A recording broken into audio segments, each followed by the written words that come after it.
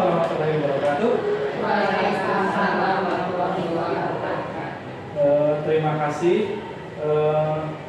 Alhamdulillah ya, wasyukurillah kita bisa hadir di tempat ini. Pertama-tama saya ucapkan terima kasih kepada ibu-ibu guru dan ibu kepala sekolah yang menyempatkan waktunya untuk dapat hadir di acara ini. Terima kasih sekali dalam kesibukannya ibu guru sekalian meluangkan waktunya dalam acara ini. Mudah-mudahan acara ini berjalan lancar ya. Untuk itu kita berdoa dulu ya dengan membaca hamdalah bersama-sama. Bismillahirrahmanirrahim. Alhamdulillah wasyukurillah kita panjatkan kepada Allah Subhanahu wa taala yang memberikan kita rezeki karunia untuk dapat hadir di sini dalam keadaan sehat walafiat. Salawat serta salam juga kami limpahkan kehadiran Muhammad Sallallahu Alaihi Wasallam karena dengan keteladanan beliau kita bisa mencontoh beliau.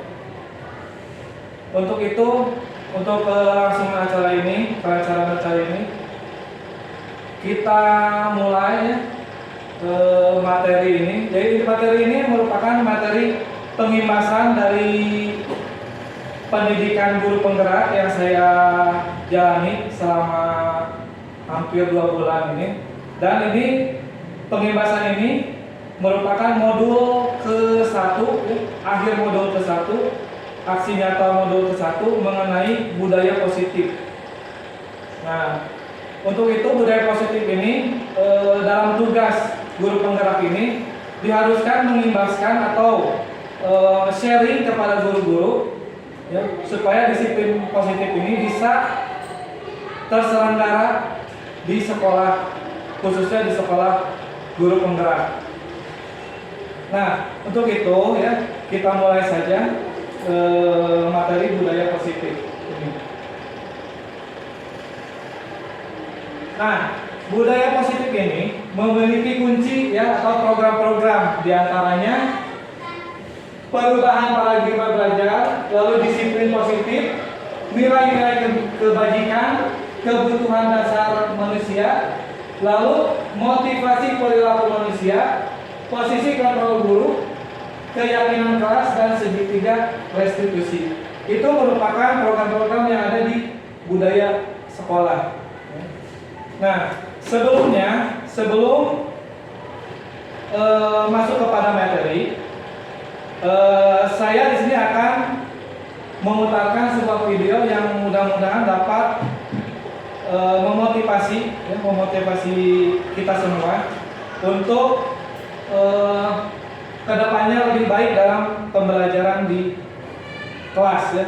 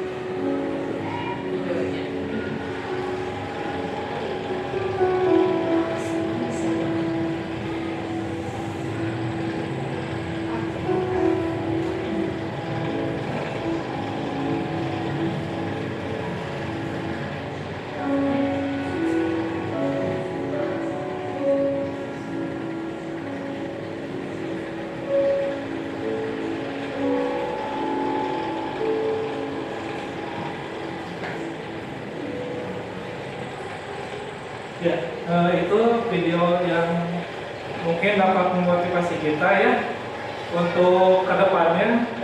Dari video ini mungkin ada yang mau disampaikan dari Ibu mengenai video ini. Apa hikmahnya dari video ini mungkin bagi kita sebagai pendidik? Kalau ada yang mau, iya, mengalir. Setelah kita tampilan tayangan video tersebut menjadi introspeksi kepada diri sendiri bahwa apapun kondisi anak, kita jangan langsung memberikan hukuman atau menjudge apapun kesalahannya, tapi sebaiknya kita lihat dulu, tanya dulu latar belakangnya, kemudian kalau bisa kita juga sering melakukan kunjungan kepada anak-anak yang belum bisa. Ya. Iya, terima kasih Ibu. Iya, jadi tadi hikmahnya bahwa siswa kita pasti membuat kesalahan, tapi jangan langsung kita menjudge atau menyalahkan dia. Kita harus tahu dulu apa penyebab dia melakukan itu. Nah, seperti dalam video tadi, anak itu terlambat karena mengantarkan dulu saudaranya yang sakit ya atau yang lumpuh. Nah, itu tidak diketahui oleh gurunya. Nah, setelah diketahui oleh gurunya, maka gurunya pun sadar apa yang dia lakukan, menghukum anak itu merupakan perbuatan yang salah ya, terlalu cepat menghukum beliau. Nah, ini juga berhubungan dengan materi yang akan kita bahas sekarang ya, mengenai budaya positif.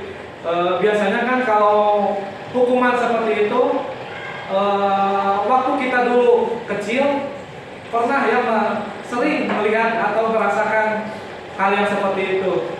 Itu pun terjadi pada saya sendiri. Pernah ya waktu dulu diberi hukuman seperti itu ya. Nah, sebagai awal pembelajaran, yaitu pembelajaran dengan paradigma baru. Gini, saya kembali dulu kepada pemikiran Ki Hajar Dewantara mengenai pendidikan. Nah, Ki Hajar Dewantara itu mengibaratkan pendidik itu sebagai petani dan tanah ladang itu diibaratkan sebagai sekolah. Nah, bagaimana ladang atau tanah itu bisa ditanami bibit tumbuhan sehingga nantinya bisa menghasilkan tumbuhan yang sesuai dengan harapan. Itu ibarat dari Ki Hajar Dewantara. Nah, dihubungkan dengan pendidikan, tanah itu kan diibaratkan dengan sekolah. Nah, sekolah itu tempat bibit-bibit atau anak-anak itu tumbuh dan berkembang. Tempat anak-anak tumbuh dan berkembang. Lalu peran pendidik itu sebagai petani, ibaratnya sebagai petani, yaitu tugasnya itu cuma menuntun murid mencapai kebahagiaan atau keselamatannya. Di sini itu kalau petani merawat misalnya merawat padinya itu dengan cara menyiram, memupuk, ya, membersihkan hama yang ada di sekitarnya. Nah, sama dengan guru juga kita harus merawat murid, ya, menuntun murid. Murid ada masalah yang kita selesaikan. Ya. Jadi murid itu akan mencapai tujuannya, yaitu mencapai kebahagiaannya menurut Ki Hajar Dewantara. Nah, jadi kita itu tidak bisa menyuruh murid itu sesuai kehendak guru, tapi murid itu mempunyai bakat kodratnya dari sana. Itulah bakat dan kodratnya itu yang harus kita tuntun, ya. Kita tuntun. Nah, kembali lalu di sekolah, ya, di sekolah pasti kita sehari-hari suasana di sekolah itu kita rasakan berbeda-beda, ya. Kita rasakan berbeda-beda. Misalnya kalau di sekolah kita apakah sesuai dengan apa yang kita harapkan, yang kita impikan? tentu saja belum sesuai harapan kita semuanya ya, belum sesuai dengan harapan kita. Impian kita kan, impian sekolah kita itu beda-beda. Ada yang misalnya impian sekolah itu murid itu berakhlak mulia, ya, itu impiannya. Mungkin. Impiannya lagi mungkin siswa itu berprestasi, ya, siswa berprestasi dan lain-lain sebagainya. Nah, sekolah yang kita impikan itu harus berpihak pada murid. Jadi inti dari kita datang ke sekolah, memberi pelajaran, lalu memberi evaluasi, itu adalah berpihak pada murid. Semuanya kita lakukan untuk murid. Ya. Kalau kata Ki Hajar Dewantara, dalam tanda kutip itu menghamba pada murid, menghamba pada murid. Itu maksudnya bukan kita menyembah murid, tapi jadi murid adalah tujuan kita. Ya. Murid adalah yang kita utamakan. Itu menurut Ki Hajar Dewantara. Nah, dari dulu sampai sekarang zaman terus berubah, ya. Zaman berubah dan pemikiran pun berubah-ubah. Tapi pemikiran Ki Hajar Dewantara tetap cocok ya, sesuai dengan zaman. Nah, ini ada perubahan paradigma pembelajaran. Merupakan pembelajaran yang dirancang berdasarkan prinsip pembelajaran berdiferensiasi, sehingga peserta didik belajar sesuai kebutuhannya berdasarkan tahap perkembangan sesuai psikologi modern untuk mewujudkan profil pelajar Pancasila. Nah, menurut William Glasser bahwa ada miskonsepsi, ada kesalahpahaman di dalam teori kontrol. Kita dalam pembelajaran itu kan mengontrol murid supaya belajar. Tapi ada kesalahpahaman kata William Glasser. Ada yang namanya ilusi bahwa guru itu mengontrol murid. Ada ilusi bahwa semua penguatan positif efektif dan bermanfaat. Ilusi bahwa kritik dan membuat orang merasa bersalah dapat menguatkan karakter. Lalu ilusi bahwa orang dewasa memiliki hak untuk memaksa. Nah, itu menurut William Glasser adalah ilusi atau hal-hal. Nah, kenyataannya seperti apa? Kenyataannya seperti ini. Tadi ilusinya guru dapat mengontrol murid. Tapi kenyataannya menurut William Glasser, murid mempunyai hak memilih. Jadi tidak penuh dapat dikontrol secara penuh. Lalu guru tidak bisa memaksakan kehendak pada murid. Karena kan murid itu berbeda-beda bakat minatnya, jadi tidak bisa dipaksakan sesuai dengan kehendak guru. Lalu guru tidak punya kontrol penuh terhadap murid.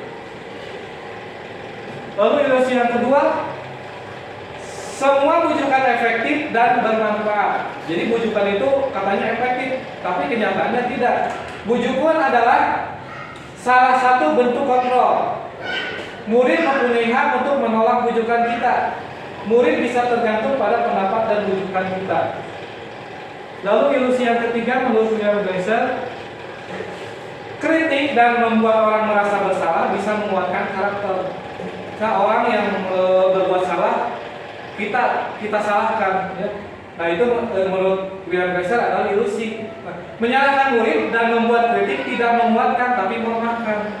Kita menyalahkan siswa itu malah tambah lemah, tambah motivasinya berkurang. Lalu murid mempunyai persepsi negatif terhadap dirinya. Dia bersalah, murid bersalah, lalu kita salahkan. Jadi pikiran dia, aku yang salah, aku berbuat negatif. Ya. Jadi dirinya merasa rendah. Lalu adanya krisis identitas atau krisis identitas gagal pada murid, merasa dirinya itu gagal.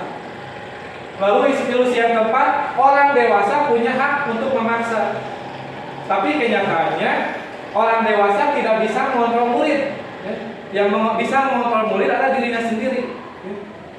Lalu perilaku memaksa tidak efektif untuk jangka waktu lama. Murid dipaksa untuk belajar, ya, dipaksa. Tapi kan di luar itu dia itu membangkang, ya, bebas. Ya. Lalu memaksakan kehendak hanya akan menyebabkan permusuhan antara murid dan guru. Dipaksa murid pasti murid juga tidak suka kalau dipaksa ya. Makanya nanti akan membangkang dan menyebabkan permusuhan. Itu menurut William Glasser. Ini mengubah paradigma stimulus respon ke pendekatan teori kontrol. Stimulus responnya realitas atau kebutuhan kita sama. Menurut teori kontrol, realitas atau kebutuhan kita berbeda. Kebutuhan anak pasti berbeda ya. Tiap anak pasti kebutuhannya berbeda. Itu menurut teori kontrol. Lalu semua orang melihat hal yang sama, tapi menurut teori kontrol, setiap orang memiliki gambaran yang berbeda. Lalu kita mencoba mengubah orang agar berpandangan sama dengan kita. Tapi teori kontrol berpendapat kita berusaha memahami pandangan orang lain tentang dunia. Perilaku buruk dilihat sebagai suatu kesalahan. Nah, menurut teori kontrol, semua perilaku memiliki tujuan. Motivasinya berbeda-beda. Anak melakukan tindakan yang positif maupun yang negatif itu memiliki tujuan ya, untuk memenuhi kebutuhannya. Lalu orang lain bisa mengontrol saya. Teori kontrolnya hanya Anda yang bisa mengontrol diri Anda sendiri. Jadi kita yang bisa mengontrol diri kita sendiri. Waktu itu pernah Bulia, guru kita pernah melakukan suatu suatu permainan atau apa? Yang kita itu menuliskan apa yang menjadi hal yang terpenting bagi kita, dituliskan di kertas kecil, lalu kita dikepal. Waktu itu pernah, lalu teman kita untuk membujuk supaya membuka kepala tangan itu. Nah, kepala tangan yang terbuka, yang menuruti perintah itu berarti dia tidak punya tidak bisa mengontrol dirinya sendiri. Tapi kalau kita tetap pada keyakinan kita, ini ada yang penting buat kita, jadi tidak dibuka kepala tangannya, itu berarti dia bisa mengontrol dirinya sendiri.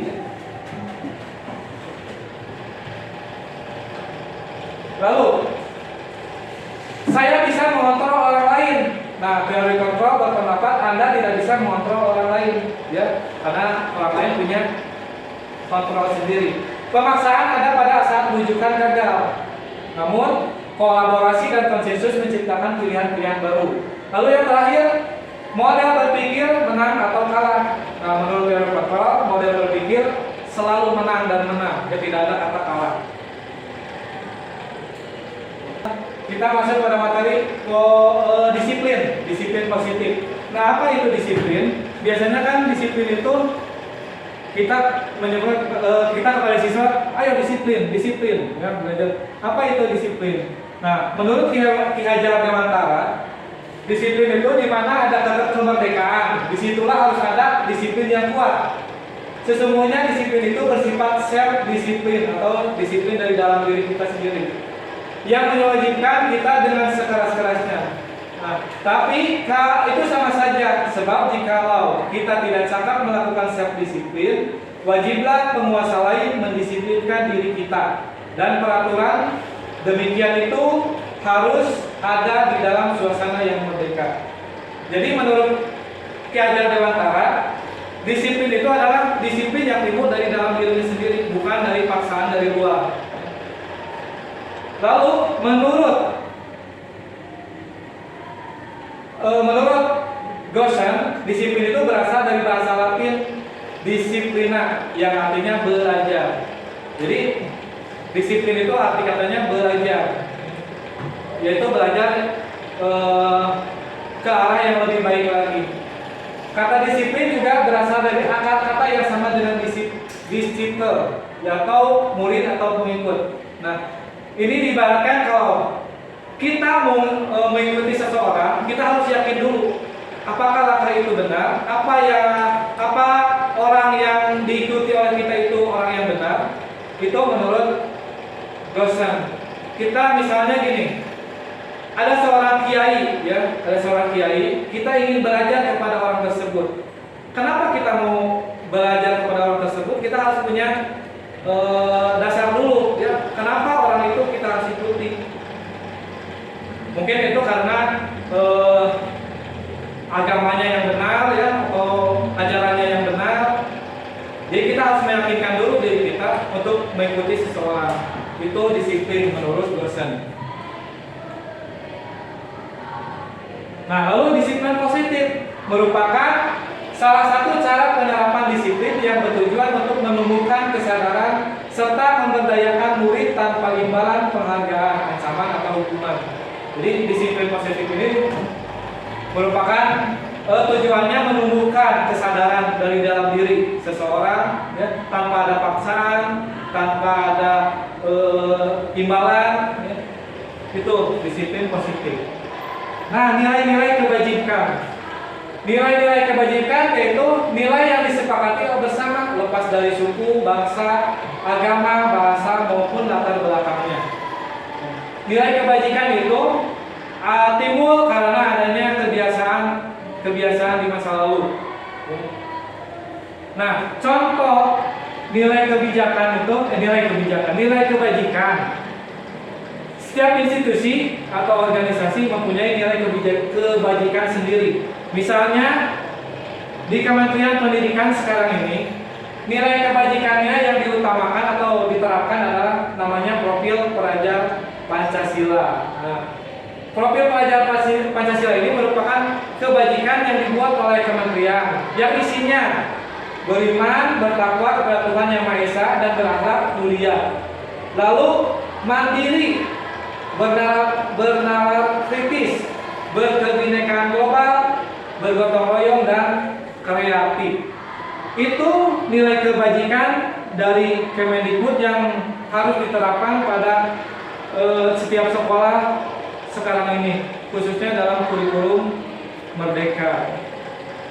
Lalu ada juga organisasi keterampilan hidup yang nilai kebajikannya antara lain dapat dipercaya, lurus hati, pendengar yang aktif, tidak merendahkan orang lain, memberikan yang terbaik dari diri. Ada juga organisasi yang lain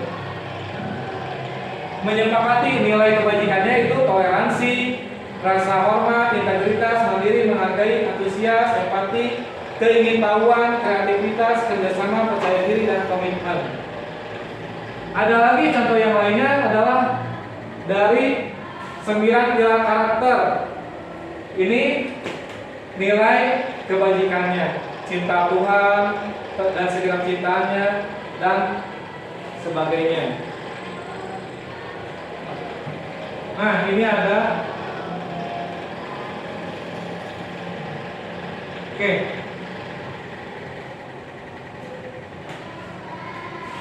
Mengenai motivasi perilaku manusia. Setiap orang bertindak dan berperilaku itu mempunyai motivasi. Mau orang itu berbuat baik, berbuat salah, tentu ada motivasinya. Motivasi itu awalnya dari sesuatu yang kita lakukan ya. Nah, contohnya seperti sekarang ini, misalnya, mengapa kita melakukan sesuatu? Misalnya mengapa kita melakukan kegiatan ini? Pasti ada motivasinya. Untuk saya sendiri misalnya motivasinya yang pertama untuk menyebarkan pemahaman tentang budaya positif. Yang kedua mungkin motivasinya memenuhi salah satu tugas pendidikan guru penggerak. Mungkin untuk motivasi ibu-ibu mungkin berbeda dengan saya motivasinya ya.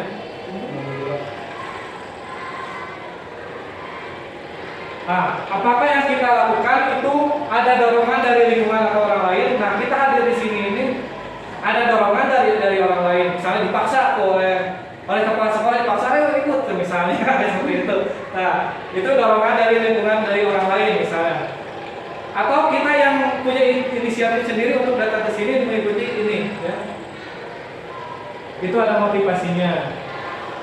Lalu pernahkah Anda melakukan sesuatu untuk mendapatkan senyuman atau uang atau hadiah dari orang lain? Nah, ini bentuk motivasi yang lain ya. Karena motivasinya ada amplop misalnya ya. Nah, seperti itu. Oke.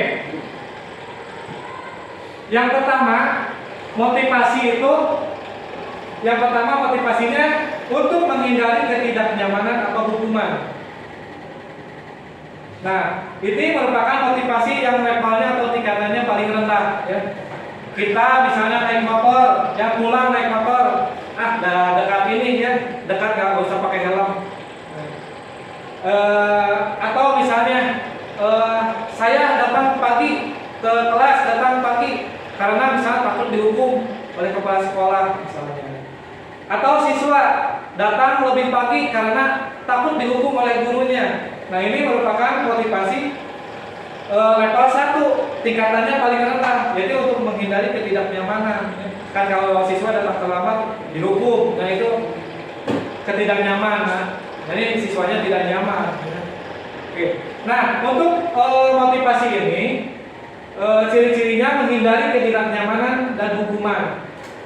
Jadi naik motor pakai helm karena takut dihukum. Ya. Lalu menghindari permasalahan yang muncul dan berpengaruh pada mereka. Kalau ditilakan, masalahnya panjang deh, harus mengeluarkan waktu, biaya. Ya.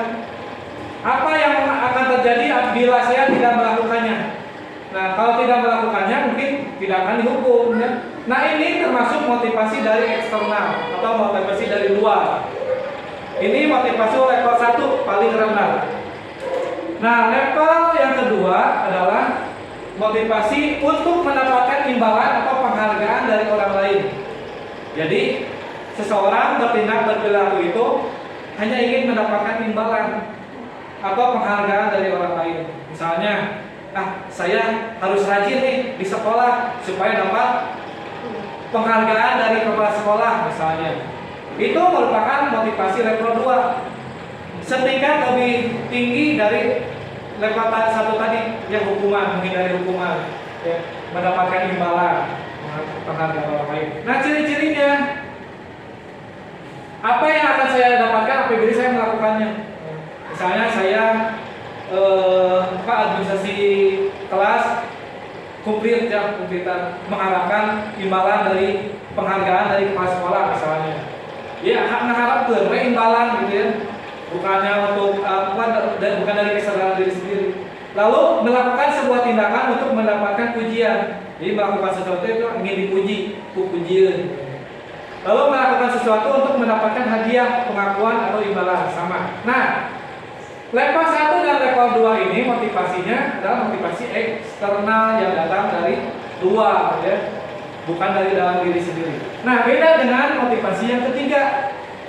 Motivasi yang ketiga itu untuk menjadi orang yang mereka inginkan dan menghargai diri sendiri dengan nilai-nilai yang mereka percaya. Nah, ini motivasi yang tingkatannya yang ketiga, yang paling tinggi. Nah, ciri-cirinya akan menjadi orang yang seperti apa bila saya melakukannya. Lalu melakukan sesuatu karena nilai-nilai yang mereka yakini dan hargai. Saya datang tepat waktu misalnya di kelas karena saya yakin itu merupakan tanggung jawab saya, bukan karena ingin hadiah, bukan ingin penghargaan, atau bukan takut untuk dihukum. Motivasi akan membuat seseorang memiliki disiplin positif. Nah, karena timbulnya dari dalam diri sendiri, itu yang akan menjadi disiplin positif, ya. Tidak tergantung pada orang lain. Nah, ini merupakan motivasi internal. Jadi ada 3 motivasi. Yang kedua itu, yang 1 dan 2 itu motivasi dari luar. Yang ketiga ini motivasi dari dalam diri. Nah, inilah motivasi yang membuat kita menjadi disiplin. Nah, tujuan dari disiplin positif adalah menanamkan motivasi yang ketiga. Yang ketiga itu yang tadi ya, yang timbul dari dalam diri sendiri pada murid kita, yaitu untuk menjadi orang yang mereka inginkan dan menghargai diri sendiri dengan nilai-nilai yang mereka percayai.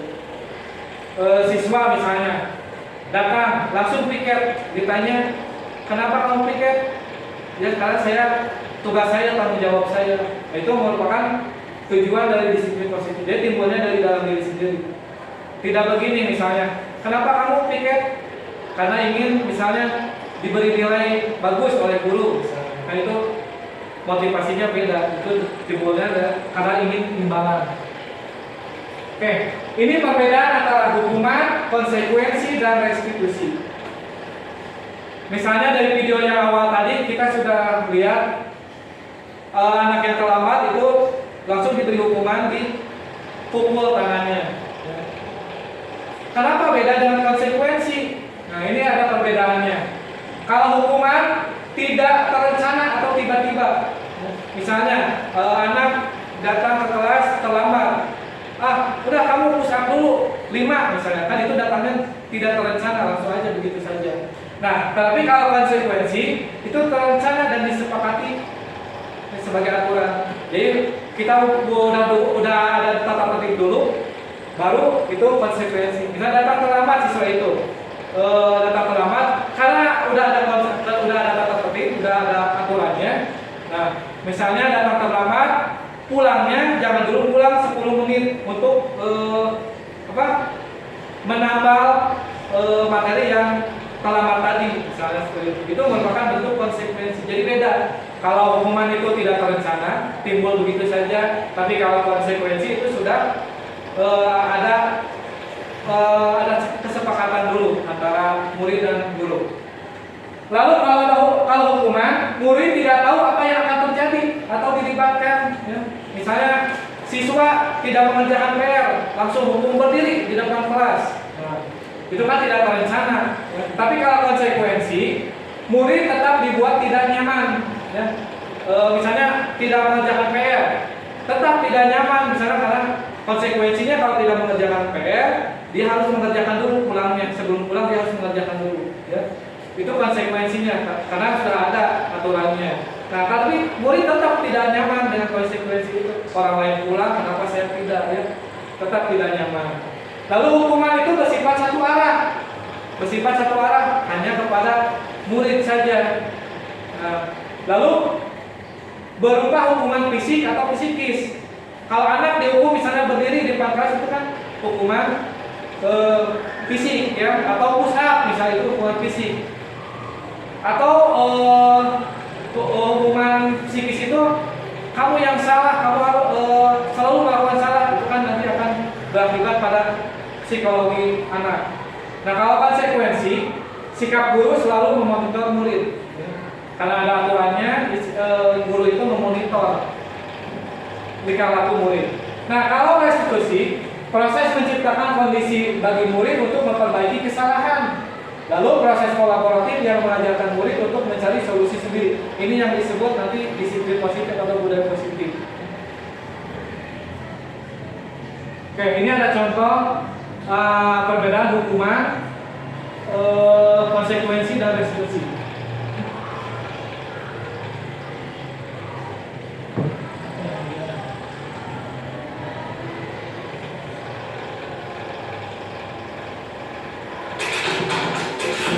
Kamu tidak boleh main di luar ya, karena kamu jalan-jalan sembarangan di tembok. Tadi pagi aku terlambat 20 menit, maka aku harus tunggu 20 menit lagi untuk pulang. Maaf ya, ini aku ganti ke pos mobil. Nah, kita ulangi ya. Kamu tidak boleh main di luar ya, karena kamu jalan-jalan sembarangan di tembok. Nah, menurut Ibu, itu merupakan hukuman konsekuensi. Hukuman, ya. Kenapa hukuman? Karena anak itu mencoret-coret tembok, ya. Tapi langsung diberi hukuman, tidak boleh main di luar bersama teman-teman. Kan tidak ada hubungan antara coret-coret tembok dengan tinggal di dalam kelas sendiri. Kan kalau bentuk konsekuensinya harusnya kalau mencoret-coret tembok harusnya membersihkan tembok, ya. Itu bentuk konsekuensi, ada hubungan kalau konsekuensi. Kalau ini tidak ada hubungannya.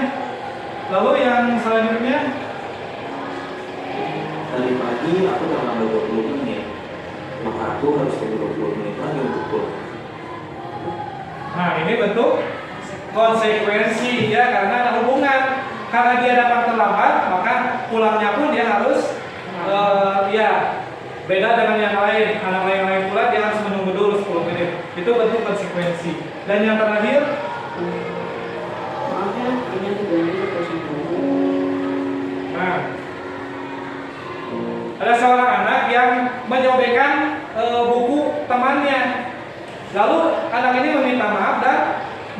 lagi bukunya, itu merupakan bentuk restitusi ya. Dari ketiga ini kita dapat dapat simpulkan bahwa yang terbaik adalah yang ketiga ya, restitusi. Kalau hukuman itu membuat anak tidak mencari solusi dan kedepannya pun pasti akan melakukan itu lagi. Beda dengan ini, dia mencari solusi sendiri lalu kedepannya akan lebih baik.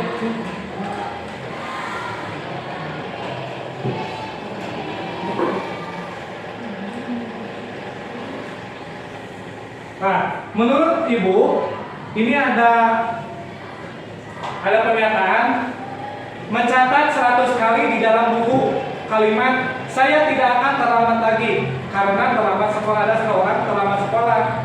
Nah, dia harus menulis kalimat saya tidak akan terlambat lagi.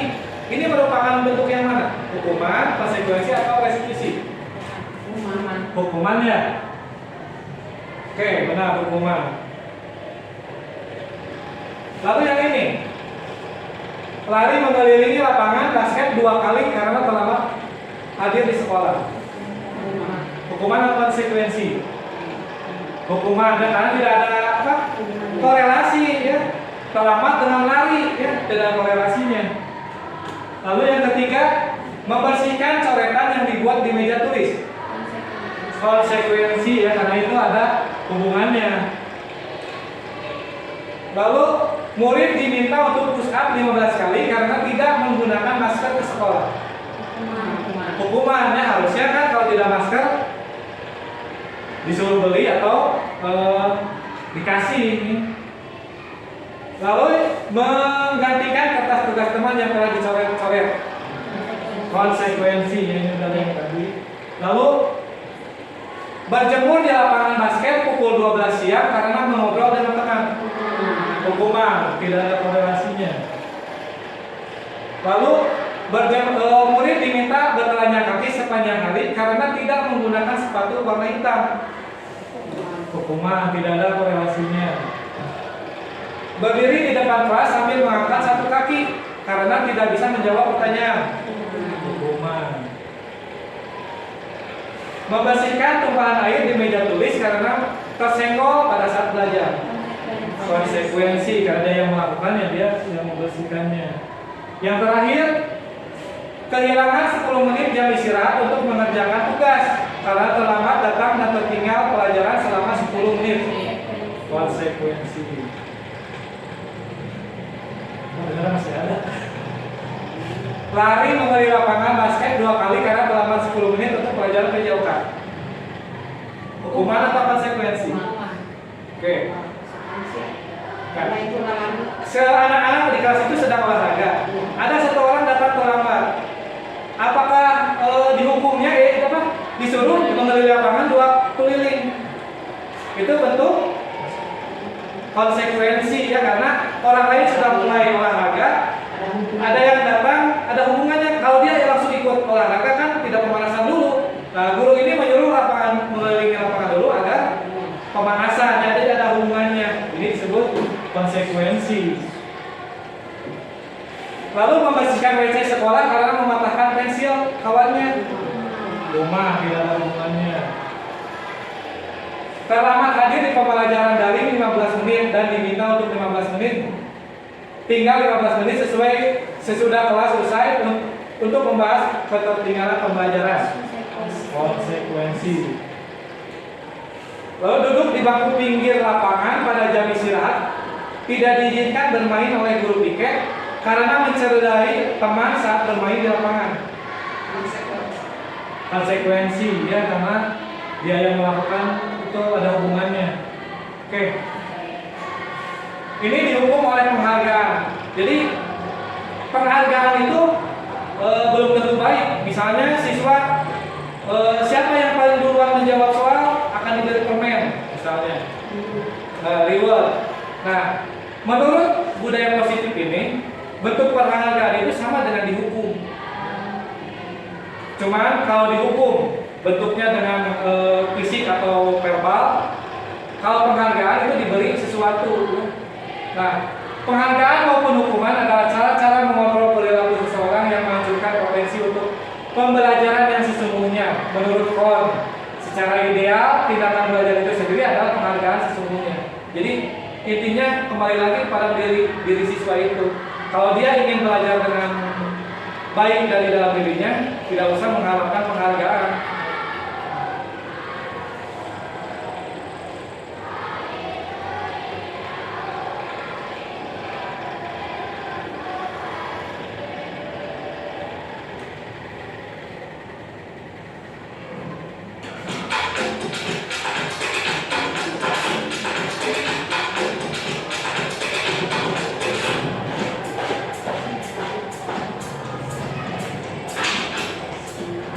Ada apa, Ucok? Saya kesel Pak, dengan tiket, saya selalu sendiri. Oke, kalau kamu bisa selesaikan tiketnya, Bapak janji kamu akan jadi sebuah kelas selama 1 minggu.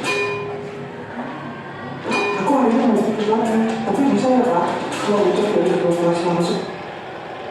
Nah ini salah satu contoh kenapa penghargaan itu sama dengan hukuman ya. Seorang siswa ini malas tiketnya.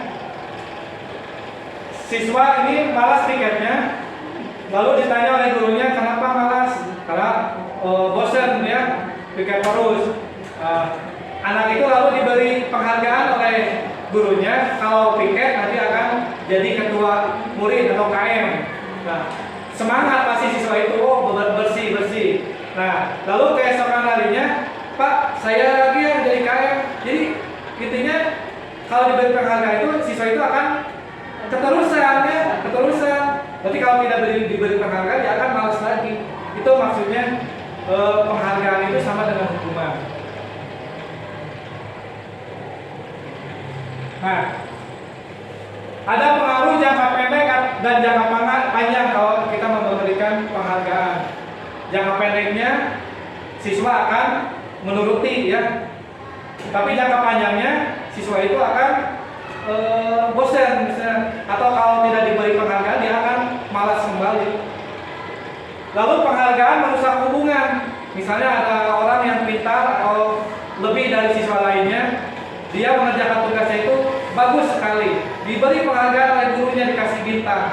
Nah, orang yang lain iri nantinya, yang tidak diberi penghargaan akan iri. Kenapa sih orang itu terus yang diberi penghargaan? Jadi akan iri, jadi akan merusak hubungan. Lalu penghargaan menurunkan kualitas dan kreativitas. Kalau misalnya seorang pelukis diberi penghargaan, kalau melukis hasil lukisannya itu bagus, diberi uang. Kalau keterusan gitu, nanti kreativitasnya berkurang, kualitasnya berkurang karena diberi penghargaan terus. Nah, lanjut ke kebutuhan dasar manusia. Setiap orang, setiap siswa ya, atau semua orang berperilaku atau bertindak itu karena ada memenuhi kebutuhan dasarnya. Baik itu perilaku yang positif ataupun yang negatif, seseorang pasti akan memenuhi kebutuhannya. Ada orang mencuri. Nah ya, mencuri itu mungkin orang itu akan untuk memenuhi kebutuhannya. Misalnya mencuri beras, mungkin di rumahnya itu tidak punya beras untuk memenuhi kebutuhan dasarnya. Nah, kebutuhan dasar manusia adalah segala sesuatu yang kita lakukan untuk mendapatkan apa yang kita inginkan. Seluruh tindakan yang kita lakukan memiliki tujuan tertentu, dan semua usaha terbaik yang kita lakukan adalah dalam rangka agar kebutuhan dasar kita terpenuhi. Nah, menurut William Glasser ada 5 kebutuhan manusia, yaitu kebutuhan untuk bertahan hidup, kebutuhan akan kasih sayang dan rasa diterima, lalu kebutuhan kebebasan, kesenangan dan penguasaan. Jadi segala sesuatu tindakan perilaku manusia itu untuk memenuhi kebutuhan ini ya. Siswa misalnya, siswa datang terlambat misalnya. Datang terlambat itu karena membantu ibunya dulu di rumah misalnya, atau karena ibunya dagang membantu dulu. Nah, berarti anak itu terlambat itu juga memenuhi kebutuhan dulu ya. Misalnya untuk bertahan hidup, karena kalau tidak dagang dulu dia tidak bisa makan. Ini ciri-ciri 5 kebutuhan dasar manusia itu. Yang pertama, bertahan hidup. Bertahan hidup itu antara lain makanan, ya, untuk pakaian, tempat tinggal, keamanan dan kesehatan. Lalu kasih sayang dan rasa diterima. Rasa diterima oleh orang lain, dipedulikan, berbagi, kerjasama, menjadi bagian dalam kelompok. Lalu kebutuhan yang ketiga, penguasaan, harga diri, keinginan untuk dianggap, memimpin, berprestasi, diakui, dan didengar. Lalu kebebasan, mandiri, memiliki pilihan, mencoba hal baru, mampu mengendalikan diri. Lalu kebutuhan yang kelima, kesenangan, bermain, humor, antusias, dan tertawa. Nah, ini ada satu kasus, ya, ada satu kasus kita analisis apa kebutuhannya. Kasusnya, Dinda, seorang anak kelas 3 SD, begitu tiba di rumah sepulang dari sekolah, menangis dan mengadu pada ibunya bahwa dia benci pada ibu gurunya yang bernama Ibu Rani. Nah, jadi pulang sekolah langsung nangis Dinda ini, mengadu pada orang tuanya bahwa dia benci pada gurunya. Menurut Anda, kebutuhan apa yang berusaha dipenuhi oleh Dinda jika jawabannya seperti ini? Dinda ditanya oleh orang tuanya. Ibu guru bilang aku tidak boleh bersenandung sewaktu mengerjakan tugas. Katanya kelas harus tenang, tidak ada suara kan nggak seru katanya anak itu. Nah, menurut ibu-ibu, kebutuhan apa yang ingin dipenuhi oleh Dinda? Kalau jawabannya seperti ini. Kebebasan, kesenangan, ya, dia sedang bersenandung, jadi itu kebutuhan yang dibutuhkannya. Lalu ibu guru tidak menyapaku hari ini, padahal aku pakai jepit rambut baru. Nah, itu merupakan kebutuhan akan kasih sayang. Aku bosan, masa belajarnya cuma gitu-gitu aja, dengerin ibu guru aja. Ini masuk kebebasan. Lalu ini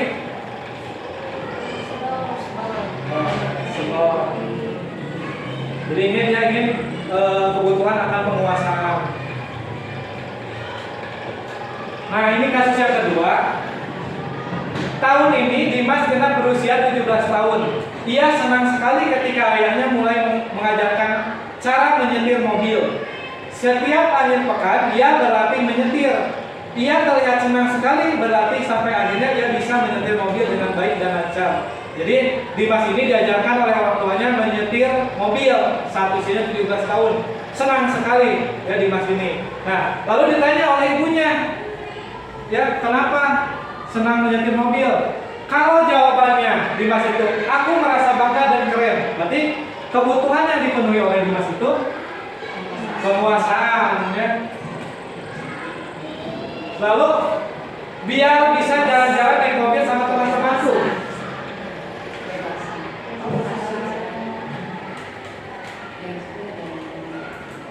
Harusnya kesenangan ya Bu ya, ada yang salah dari ini ya. Aku senang bisa pergi ke tempat yang aku suka.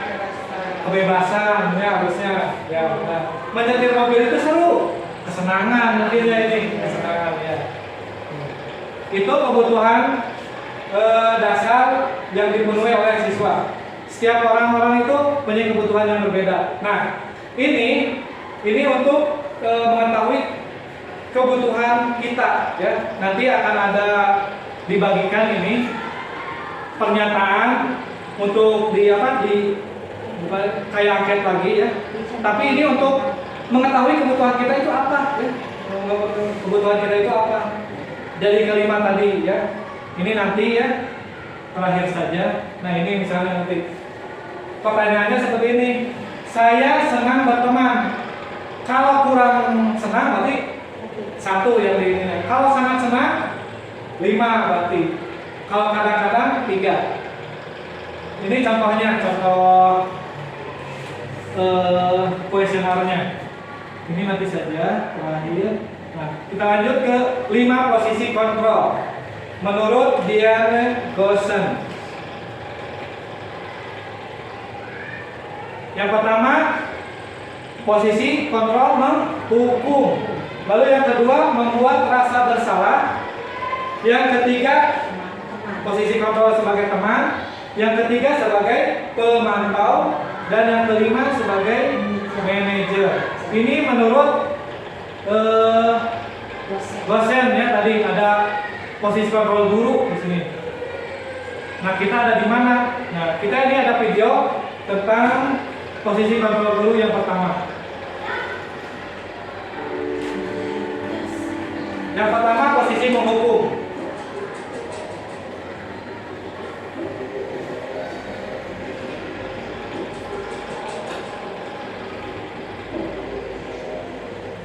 Naren, sini kamu. Selamat pagi Bu. Selalu terlambat. Kamu deh, pasti terlambat. Maaf Bu, saya Apa? Apa coba? Alasan kamu apa lagi? Kapan sih kamu tidak terlambat? Malas sekali ya kamu jadi anak. saya Dasar pemalas. Gak kapok-kapok sih kamu. Sudah berapa kali terlambat? Sana, kamu keliling lapangan basket 2 kali. kenapa saya harus keliling lapangan basket Bu? Kenapa? Kamu ngelawan ibu. Berani-beraninya jawab. Sudah terlambat, masih berani jawab nggak? Sekarang, keliling lapangan basket 5 kali sekalian. Biar kapok. Cepat. Pergi sana ke lapangan basket. Nah, ini contohnya adalah posisi penghukum.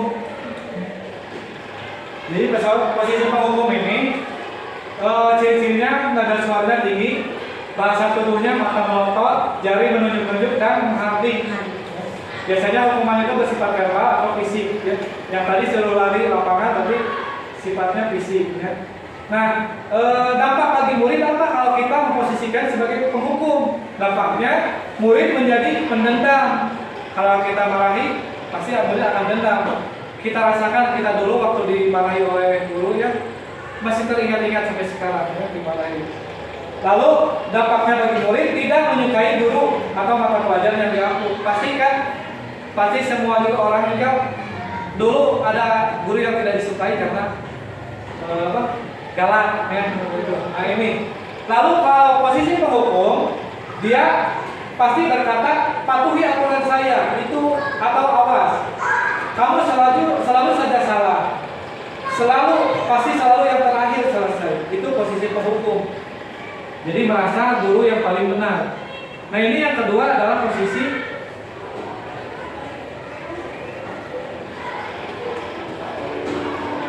pembuat merasa bersalah.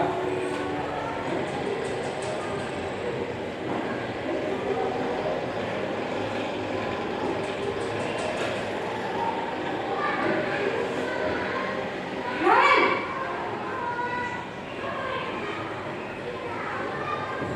Selamat pagi Bu. Naren, kamu kenapa terlambat lagi nak? Ya Tuhan Naren, kamu senang ya bikin ibu susah ya? Kalau kamu terlambat lagi, nanti ibu yang ditegur bapak kepala sekolah nak. Disangka ibu tidak bisa membina kamu. Duh, gimana ini? Maaf Bu, Duh Gusti Naren, kamu suka ya kalau ibu tegur bapak kepala sekolah? Terus, sekarang ibu harus tulis apa yang di buku absen? Ini kamu sudah sering terlambat loh. Ibu harus apa coba? maaf Bu, maaf sekali. Ya sudah, lain kali jangan bikin ibu susah lagi ya nak ya. Ibu tidak akan kuat lagi kalau kamu begini terus. Bisa jantungan kalau ibu tegur bapak kepala sekolah. Sana cepat, kelas. Maaf ya Bu, maaf sekali. Nah, yang posisi kedua ini adalah sebagai pembuat merasa bersalah. Ciri-cirinya nada suaranya memelas ya, halus, sedih atau tenang, tapi menyalahkan murid. Lalu bahasa tubuhnya merapat pada anak dan lesu. Menyalahkan murid dengan dengan membuat guru menderita. Jadi merasa guru yang disalahkan dan anak juga yang disalahkan, gurunya yang menderita. Dampaknya bagi murid bila kita memposisikan guru sebagai pembuat merasa bersalah, murid akan merasa bersalah dan inilah yang maksudnya identitas gagal, bukannya malah semangat muridnya tapi malah turun motivasinya. Lalu murid akan rendah diri dan menarik diri dari lingkungan, jadi minder anaknya itu karena disalahkan. Pertanyaan atau pembuat merasa bersalah ini akan berkata, ibu sangat kecewa ya dengan siswa. Lalu berapa kali bapak harus memberitahu kamu? Lalu gimana dong? Gimana coba kalau orang tua kamu tahu kamu berbuat begini? Nah ini sedikit lebih halus daripada menghukum. Yang ketiga, posisinya sebagai teman.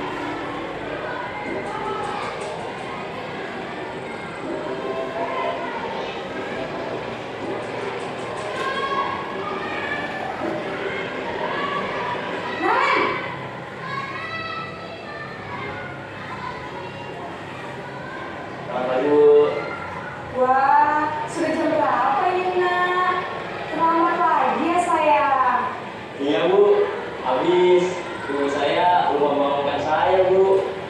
Kamu malah menyalahkan ibu kamu. Kamu bukannya anak yang paling kencang.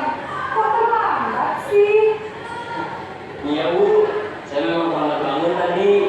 Jadi, biarpun saya lari kencang, tetap gak kencang, Bu.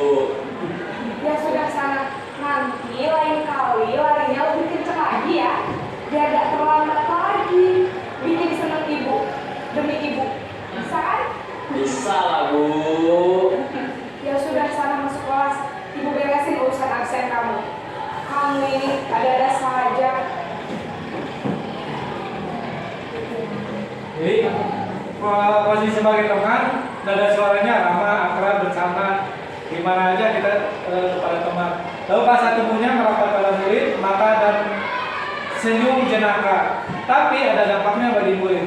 Murid akan merasa ketergantungan pada satu orang guru. Ya.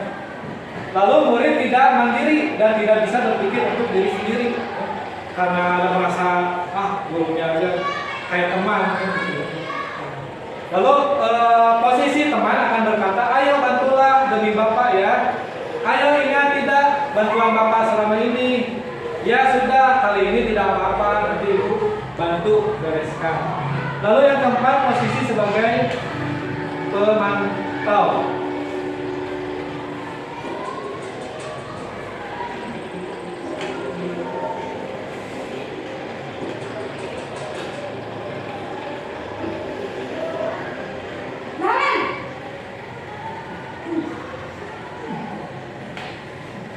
Selamat pagi, Bu. Naren, apa peraturan sekolah kita tentang jam berapa kita harus masuk sekolah, Nak? Kita harus di sekolah jam 7, Bu. Iya betul, sekarang sudah jam 7.20. Naren sudah tahu konsekuensinya jika terlambat hadir. Paham, Bu. Saya harus tinggal kelas pas jam istirahat selama 20 menit. Iya benar, konsekuensinya demikian. Jadi nanti jam 9.30 pas istirahat, kamu harus tinggal di kelas, kerjakan tugas tambahan untuk ketertinggalan kamu, ya? Baik, Bu.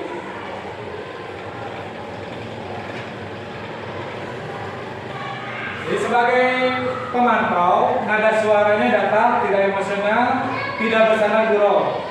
Bahasa tubuhnya yang formal, lalu tercipta identitas diri positif atau berhasil.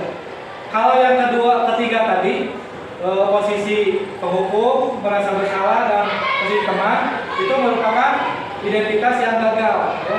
Tapi kalau ini, pemantau merupakan identitas yang berhasil. Jadi membuat siswa itu, tapi ada dampaknya. Murid akan menghitung konsekuensi tanpa memahami dari kebajikan yang dituju. Lalu tidak sepenuhnya mandiri, ya, karena merasa diawasi saja kalau disiplinnya. Itu posisi kontrol. Lalu posisi sebagai manajer. Ini posisi yang diharapkan oleh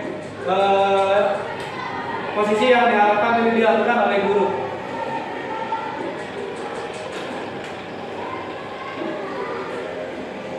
Naren,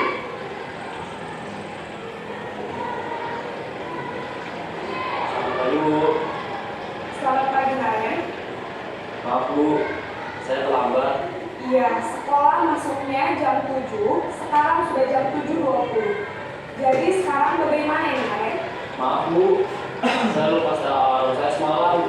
Baiklah, menurut kamu, keyakinan sekolah yang mana yang perlu kamu tingkatkan? Menghargai diri sendiri dan orang lain mungkin ya Bu. Setuju. Jadi, apakah Naren meyakini prinsip saling menghormati tersebut? Iya Bu, saya meyakininya. Apakah Naren bersedia memperbaiki masalah keterlambatan ini?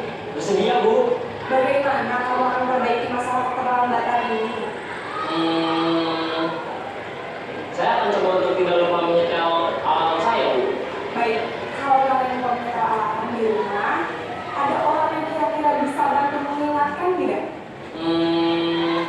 Ada Bu, kakak saya, Kak Emma.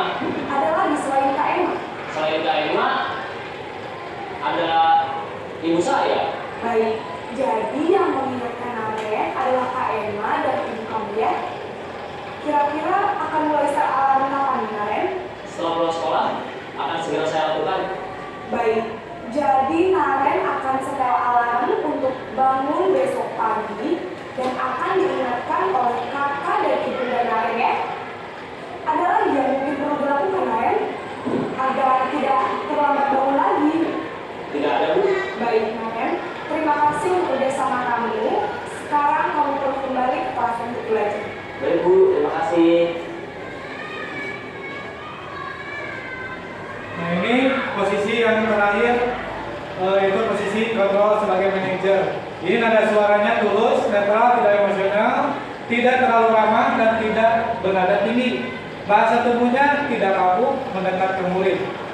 Nah di sini akan tercipta identitas positif atau yang berhasil. Guru dengan tulus mengajukan pertanyaan bermakna untuk membuka pikiran murid dan memecahkan masalah sendiri. Dampak bagi murid, nah murid akan mandiri, lalu percaya diri dan dapat memecahkan masalah. Nah, lalu kalau manajer itu akan berkata, apa yang kita yakini? Apa kamu meyakininya? Jika kamu meyakininya, apakah kamu bersedia memperbaikinya? Apa rencana kamu untuk memperbaiki hal ini? Nah, posisi manajer inilah posisi yang dianggap paling baik untuk budaya positif.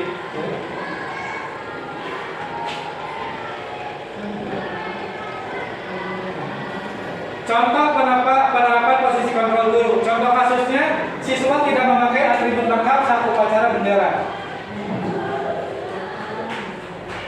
Nah, menurut Ibu, kalau dihukum hormat pada bendera selama 1 jam itu termasuk posisi yang mana? Sebagai penghukum ya, sebagai penghukum. Lalu kalau misalnya berapa kali ibu harus memberitahu kamu selalu mengecewakan ibu, itu termasuk posisi membuat rasa bersalah. Lalu ayo dong ikuti aturan sekolah, tolong bantu ibu ya sekali ini. Ya sudah, jangan lakukan seperti ini lagi ya. Ini merupakan posisi sebagai teman. Lalu kamu sudah melanggar peraturan sekolah, kamu tahu konsekuensinya. Setelah upacara kamu beli atributnya ke koperasi, jangan diulang lagi. Ini termasuk posisi memantau. Lalu yang terakhir, apakah kamu tahu kesalahanmu? Kira-kira bagaimana kamu memperbaiki kesalahanmu? Ini termasuk posisi sebagai manajer. Jadi ada solusi ya, ada solusi untuk kedepannya. Nah, lalu posisi kontrol apa ini? Saya kecewa sekali sama kamu. Siapa yang mengatakan ini? Posisinya sebagai membuat rasa bersalah ya, kecewa. Lalu kamu tidak pernah benar melakukannya. Ini posisinya sebagai bab hukum. Lalu, ayolah lakukan demi saya ya, teman. Lalu, apakah kamu mau mendapatkan stiker bintang hari ini? Ini sebagai manajer. Bagaimana kamu bisa menyelesaikan masalah ini? Ini posisinya sebagai pemantau. Lalu, kamu selalu yang paling terakhir. Ini posisinya sebagai penghukum. Lalu, berapa kali sih saya sudah mengatakan pada kamu? Posisinya sebagai pembuat merasa bersalah. Ingat bukan apa yang telah saya lakukan untuk kamu. Ini teman buat masalah. Nah yang terakhir, apa rencanamu untuk menyelesaikan ini? Manajer, ya. Pemantau, berarti salah ya manajer harusnya ya. Manajer. Oke. Lalu kita ke materi selanjutnya yaitu mengenai keyakinan kelas. Nah, keyakinan kelas apakah beda dengan peraturan kelas? Nah, kita lihat di sini. Kalau keyakinan kelas ada komitmen bersama ya antara warga kelas. Kalau peraturan itu dibuat oleh sepihak, oleh sekolah atau dibuat oleh guru. Kalau keyakinan menumbuhkan motivasi intrinsik. Nah, kalau peraturan itu patuh bila diawasi.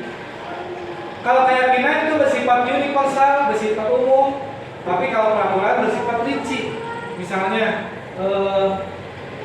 tidak boleh membuang sampah sembarangan. Itu rinci, tidak boleh membuang sampah sembarangan. Tapi kalau keyakinannya harus menjaga kebersihan, lebih universal. Lalu bersifat kesadaran dari diri. Kalau peraturan bersifat memaksa, jadi beda. Nah, jadi keyakinan kelas itu merupakan metode untuk menimbulkan kembali disiplin positif yang didasari oleh motivasi dari dalam diri. Nah, kalau keyakinan sekelas itu sifatnya abstrak, lalu berupa pernyataan universal, dibuat dalam pernyataan positif, sedikit agar mudah diingat, dapat diterapkan di lingkungan sekolah, semua warga kelas berkontribusi, dapat ditinjau kembali dari waktu ke waktu.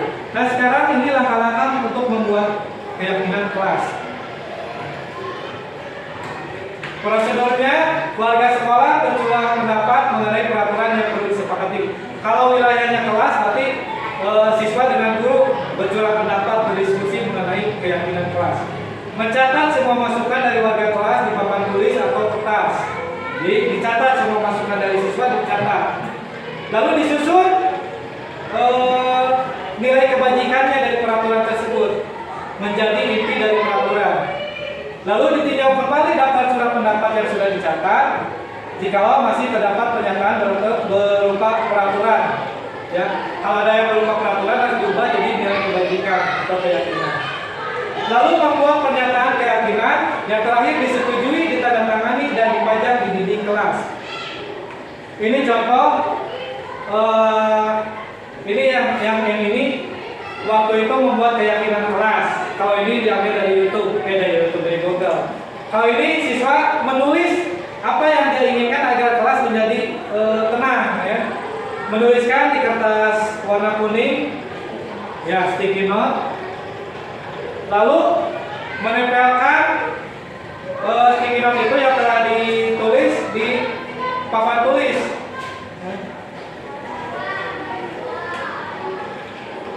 Lalu dari peraturan yang siswa buat tadi dikelompokkan. Misalnya menghargai yang berbicara, menjaga barang sendiri yang dipinjam, menjaga kedamaian dan keteraman. Itu satu kelompok, ya. Yaitu intinya hormat atau menghormati orang dan barang milik orang lain. Jadi dikelompokkan. Ini sama. Lalu ini membuat pernyataan keyakinan yang lebih sederhana. Misalnya tadi hormat. Kami meyakini bahwa sangat penting untuk menghormati semua orang dan barang milik orang lain. Nah, kalimat sederhananya, setiap anggota kelas perlu saling menghormati dan merasa aman. Lalu seterusnya. Nah, ini contoh yang sudah ditempel dan ditandatangani oleh siswa. Ini merubah peraturan menjadi nilai kebajikan. Kembalikan barang ke tempatnya itu merupakan bertanggung jawab.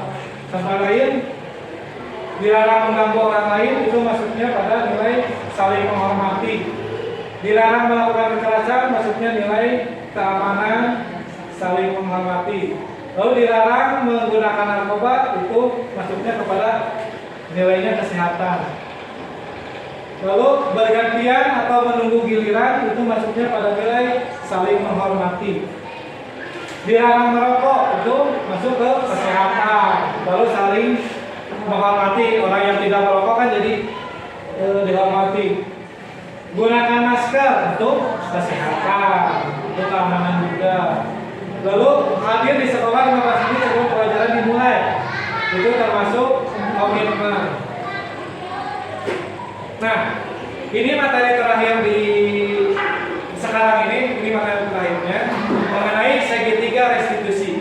Nah, restitusi itu adalah proses menciptakan kondisi bagi murid untuk memperbaiki kesalahan mereka sehingga mereka bisa kembali pada kelompok mereka dengan karakter yang lebih kuat. Ini menurut Gosen. Nah, disebut segitiga restitusi karena mempunyai 3 sisi. Yang pertama, menstabilkan identitas, lalu validasi tindakan yang salah, lalu menanyakan keyakinan. Ini contohnya untuk tahapan yang pertama. Misalnya permasalahan siswanya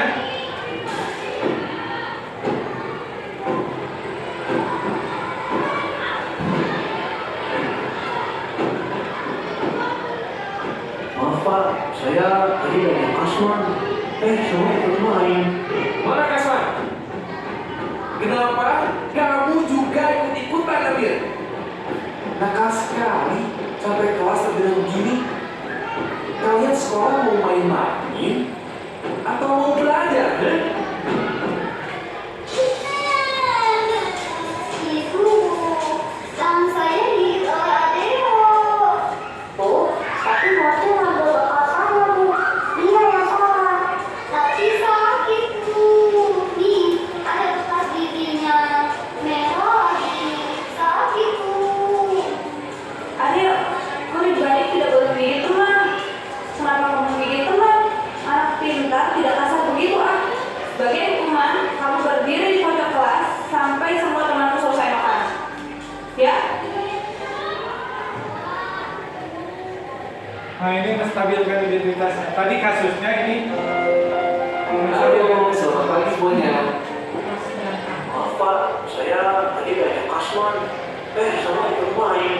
Waktu sekolah dulu, Bapak juga senang sekali bermain dengan teman-teman, apalagi bermain air.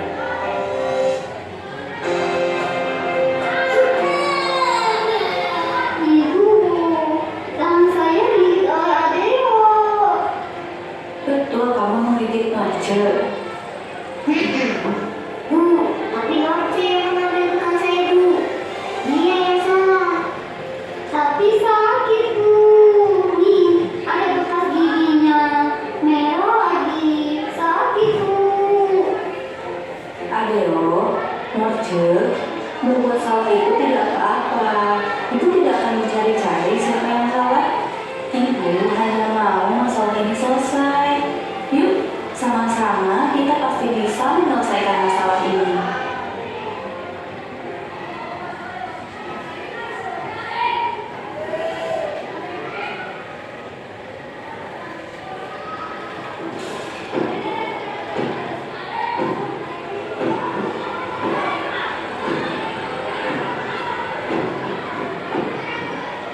Maaf Pak, saya tadi dari Kasman. Semua ikut main. Mana Kasman? Kenapa kamu juga ikut-ikutan, Nabil? Nakal sekali, sampai kelas terbilang begini.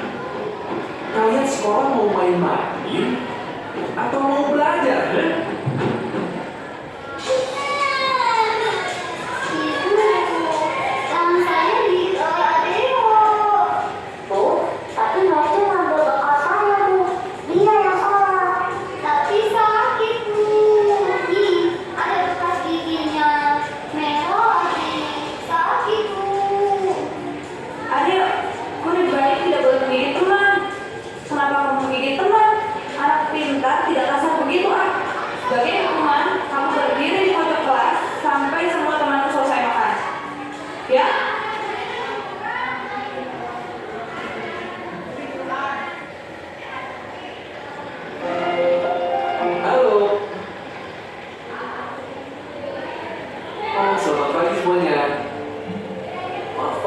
saya Nah, yang pertama itu menstabilkan identitas dari video tadi. Dilihat bahwa menstabilkan identitas itu berdasarkan prinsip membuat kesalahan adalah bagian dari proses pembelajaran. Kata-kata atau yang disampaikan oleh guru untuk menstabilkan identitas itu diantaranya berbuat salah itu wajar. Tidak ada manusia yang sempurna. Bapak Ibu guru juga pernah berbuat salah. Nah, seperti itu. Lalu yang kedua, memvalidasi tindakan.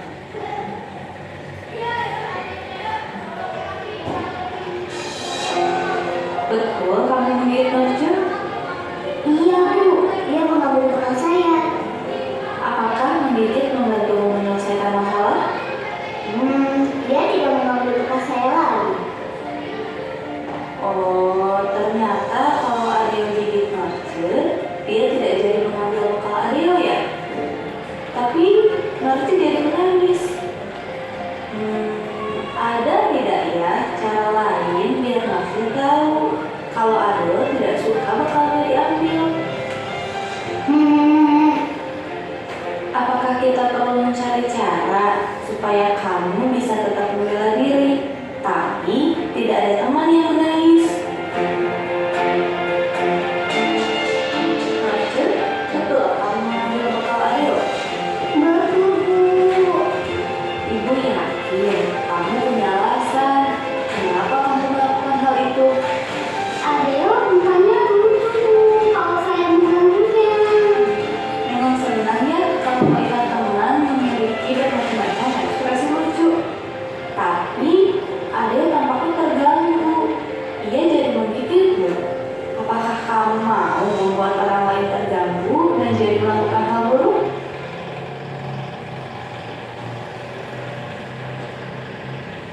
Nah, yang kedua adalah validasi tindakan yang salah. Berdasarkan prinsip setiap perilaku berupaya memenuhi kebutuhan tertentu. Nah, kata-kata yang diucapkan oleh guru, padahal kamu bisa melakukan yang lebih buruk dari ini ya, atau kamu pasti punya alasan mengapa melakukan itu. Yang ketiga adalah menanyakan keyakinan. Ini sesuai dengan keyakinan kelas yang sudah dibuat. Halo, selamat pagi semuanya. maaf Pak, saya tadi banyak Kasman. Lalu semuanya ikut main Pak. Waktu sekolah dulu, Bapak juga senang sekali bermain dengan teman-teman, apalagi bermain air. Kita ingat kembali yuk, nilai apa yang kita sepakati di kelas ini yang ada kaitannya dengan belajar. Semua orang harus bisa belajar dengan fokus dan nyaman Pak. Apakah dengan kondisi basah dan becek seperti ini, semua orang akan bisa belajar dengan fokus dan nyaman? Tidak Pak, maaf. Lalu, apa yang harus kita lakukan? Bersih-bersih kelas Pak.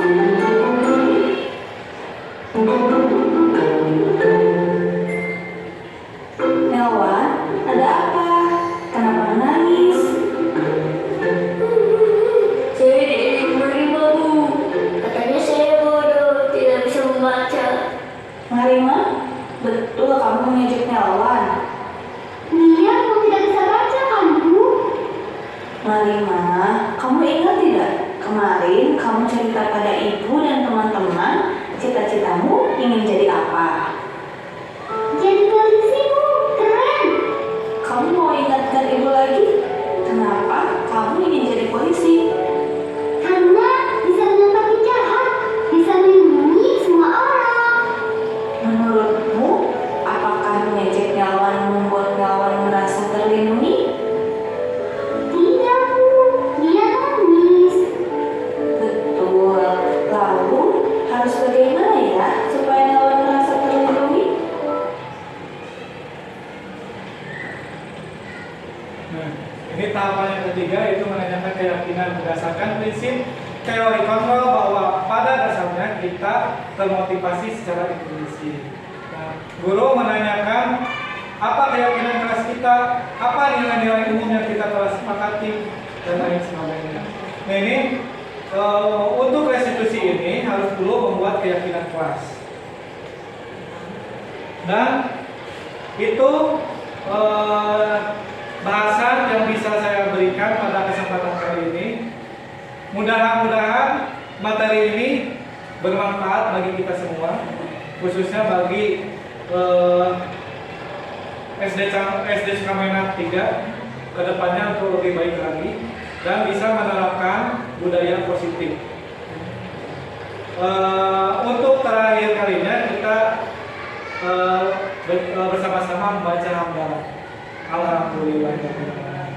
Ada yang mau ditanyakan dulu atau mau memberikan umpan balik? Bangga?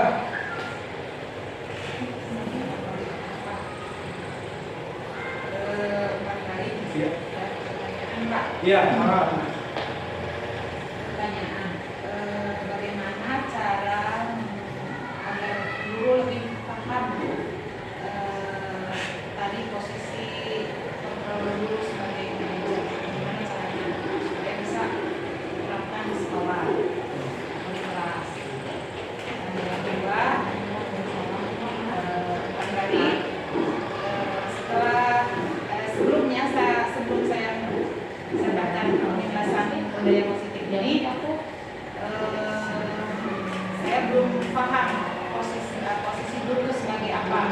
Tapi setelah ada penjelasan budaya positif, saya jadi paham bahwa di sini guru harus memiliki posisi sebagai manajer. Dan kedepannya saya juga di sini akan mulai belajar lagi tentang bagaimana menjadi posisi manajer yang baik. Ya, terima kasih Ibu.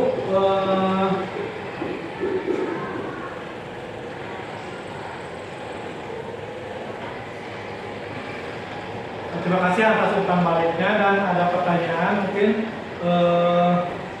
posisi sebagai manajer, bagaimana kita guru melakukan atau berperan sebagai posisi manajer.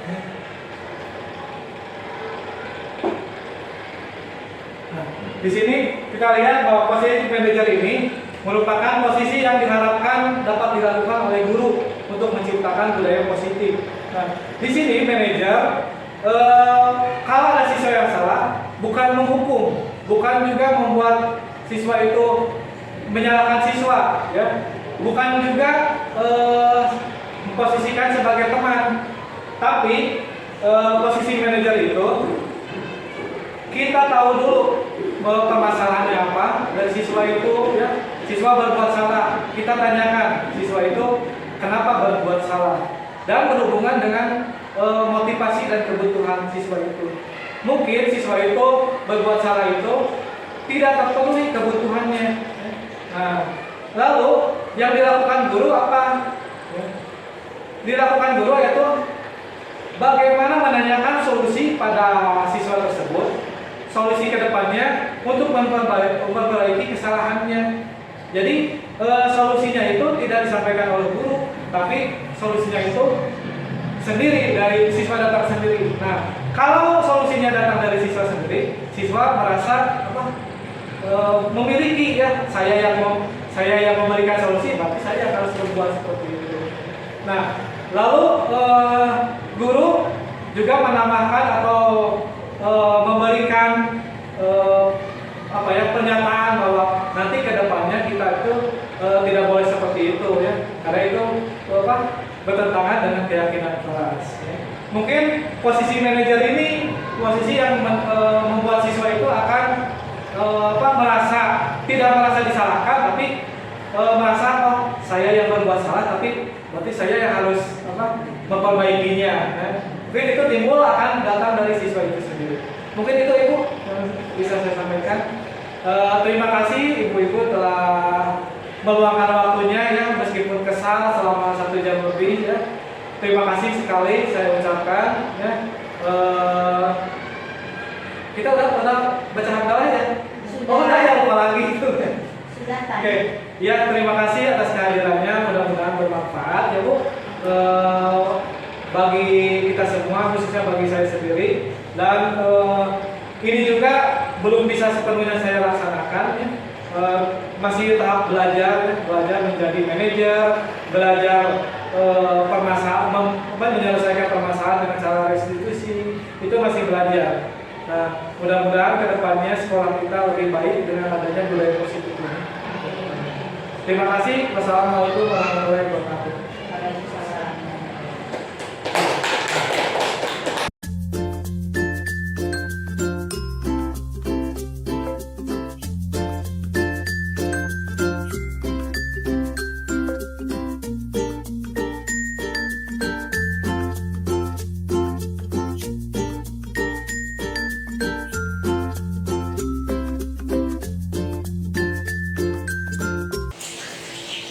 Akif, tahu nggak kenapa Akif dipanggil oleh Bapak? Tahu Pak, Kenapa?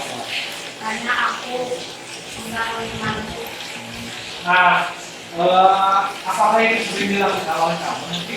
Ya Pak, Mengganggu teman itu merupakan tindakan yang tidak boleh nanti.